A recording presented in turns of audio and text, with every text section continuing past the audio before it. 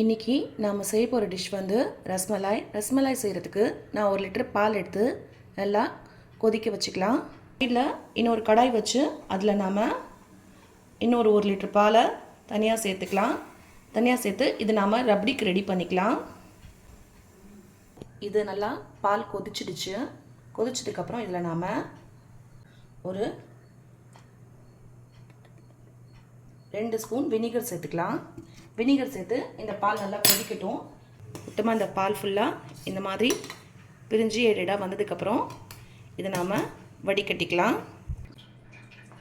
இப்போது இதை நல்லா வடிச்சுக்கலாம். இது கொஞ்சம் நல்லா பிழிஞ்சு எடுத்துக்கலாம்.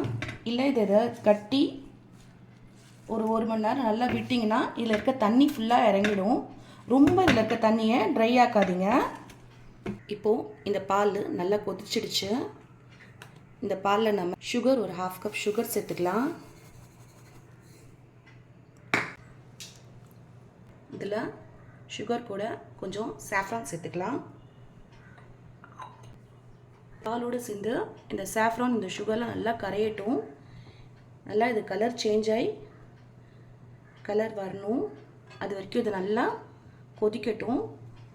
இது ஒன்றுக்கு பாதியாக நல்லா சுண்டணும் இந்த பால். இதில் இருக்க தண்ணியெல்லாம் நல்லா வடிகட்டியாச்சு. இப்போ இதை நல்லா மேஷ் பண்ணிப்போம். நல்லா கை கொடுத்து மேஷ் பண்ணிக்கோங்க. மேஷ் பண்ண இது வந்து ஒரு நல்ல டோவாக வரும். வச்ச நட்ஸ் எல்லாம் சேர்த்துக்கலாம். இந்த ரபடி இன்னும் நல்லா கொதிச்சு வரட்டும். பால்ஸ் எடுத்து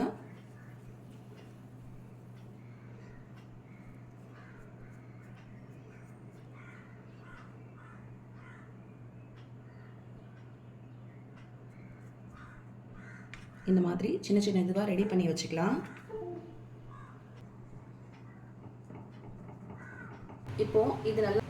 இப்போ நாம் இதில் இந்த பேடாவை சேர்த்துக்கலாம்.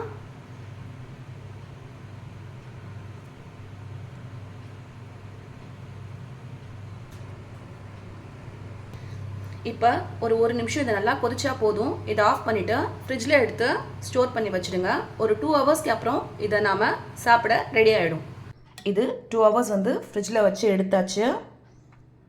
இப்போது இந்த ரஸ்மலாய் வந்து சாப்பிட ரெடி ஆகிடுச்சு. வாங்க சாப்பிட்லாம்.